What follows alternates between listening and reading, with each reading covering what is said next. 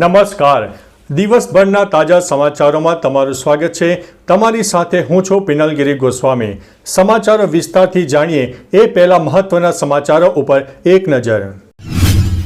નમસ્કાર મિત્રો, દેશ અને દુનિયાના સુપરફાસ્ટ સમાચારમાં તમારું સ્વાગત છે. કોઈ પણ કામને લઈને સીધા સચિવાલય આવો, દલાલોના ચક્કરમાં ના પડશો. મંત્રી કાંતિ અમૃત્યાનું મોટું નિવેદન સામે આવ્યું છે. થાનાના સોનગઢમાં કોલસા ખનન પર તંત્રના દરોડા, 2 કુવા ઝડપાયા છે. લીંબડી તાલુકાના પંચાયત કચેરીમાં અત્યારે ગંદકીનું સામ્રાજ્ય જોવા મળી રહ્યું છે. માંડલ વિરગામ હાઈવે પર ટ્રિપલ અકસ્માત, 2 ગાડી અને પિકઅપ વાન અથડાયા હતા. લખતરમાં નર્મદાની કેનાલ ઓવરફ્લો થતા ખેડૂતોના તૈયાર પાક ઉપર પાણી ફરી વળ્યા છે. જૂનાગઢમાં 25 થી 30 રૂપિયા વેચાતી ડુંગળીના ખેડૂતોને 12 રૂપિયા પર માંડ મળી રહ્યા છે. ચૂંટણીમાં કરેલા મોટા વાયદા પૂરા કરવા માટે પૈસા નથી, ભાજપના દિગ્ગજ નેતાનું ચોંકાવનારું નિવેદન સામે આવ્યું છે.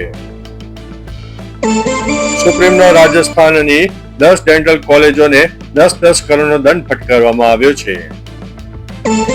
અદાણી સંચાલિત ગુવાહાટી એરપોર્ટના નવા ટર્મિનલનું મોદીના હસ્તે ઉદ્ઘાટન કરવામાં આવ્યું છે.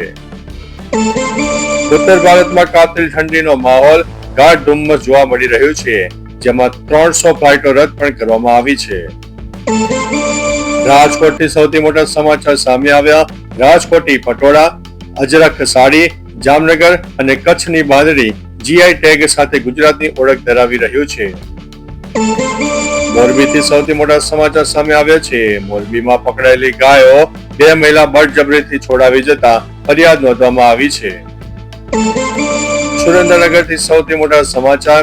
ધાંગધ્રામાં રોકડિયા સર્કલથી ઘાટ દરવાજા સુધી ટ્રાફિક સમસ્યાથી નાગરિકો પરેશાન બની રહ્યા છે. અમદાવાદના સૌથી મોટા સમાચાર સામે આવ્યા છે. શહેરમાં 1.5 લાખ રખડતા કૂતરા, પ્રતિ કૂતરા દીઠ ખસીકરણ અને રસીકરણ માટે 1650 રૂપિયા ચૂકવવામાં આવશે. અમદાવાદથી સૌથી મોટા સમાચાર. વીએસ હોસ્પિટલ યુનિયન ચલાવતું હોય એવો ગાંઠ જોવા મળી રહ્યો છે. અમદાવાદના મેયર 40 સ્ટાફ નર્સની ટ્રાન્સફર પણ કરી ન શક્યા. આ તો ઇન્ટરનેશનલ લૂંટ અને ચોરી કહેવાય છે.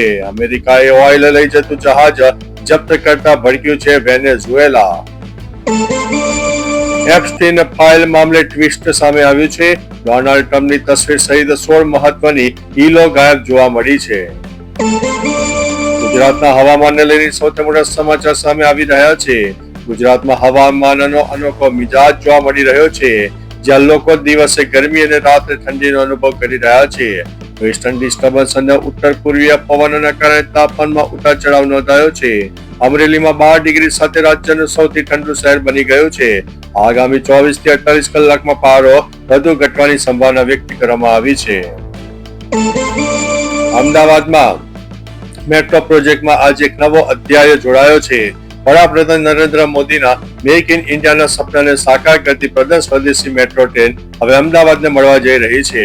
મુખ્યમંત્રી ભૂપેન્દ્રભાઈ પટેલે પશ્ચિમ બંગાળના ટીટાગઢ ખાતે આવેલા પ્લાન્ટની મુલાકાત લીધી હતી. ત્યાંથી અમદાવાદ મેટ્રોના પ્રથમ કોચનું લોન્ચિંગ પણ કરવામાં આવ્યું છે. રાજ્યમાં પ્રાથમિક વિભાગની શાળામાં શિક્ષકોની ભરતી માટે ટેટ-1 પરીક્ષા યોજાશે. સરકારી પ્રાથમિક શાળામાં શિક્ષકોની ભરતી માટે લાયકાત ધરાવતા ઉમેદવારોની યોગ્યતા કસોટી લેવામાં આવતી હોય છે, જેના આધારે મેરિટ બન્યા બાદ જ્યારે ભરતી પડે ત્યારે શિક્ષકોની ભરતી કરવામાં આવતી હોય છે. અમદાવાદથી સૌથી મોટા સમાચાર. જીએલએસ યુનિવર્સિટીના પદવીદાન સમારોહમાં ક્રિકેટર સૂર્યકુમાર યાદવ ઉપસ્થિત રહ્યા છે. 5000 વિદ્યાર્થીઓને પદવીદાન એનાયત કરવામાં આવ્યો છે. ગુજરાત સરકારે વર્ગ 3 ની ટેકનિકલ તેમજ નોન ટેકનિકલ જગ્યાઓની ભરતી પરીક્ષાના માળખામાં નોંધપાત્ર ફેરફાર કર્યો છે. સામાન્ય વહીવટ વિભાગ દ્વારા તાજેતરમાં જાહેર કરાયેલા આ નિર્ણય અનુસાર આગામી તમામ વર્ગ 3 ભરતીઓમાં પરીક્ષાનું નવું સ્વરૂપ અમલમાં આવશે. અમદાવાદ પછી સુરત પોલીસ કર્મીઓની દાદાગીરીનો વિડીયો વાયરલ થયો છે. દુકાનદારને માર માર્યો હોવાની ઘટના સામે આવી રહી છે.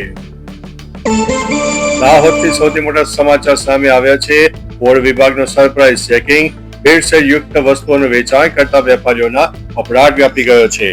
ચાલો મિત્રો, આ રીતે દેશ અને દુનિયાના સુપરફાસ્ટ સમાચાર લઈને મળતા રહીશો. ત્યાં સુધી અમને રજા આપશો. નમસ્તે.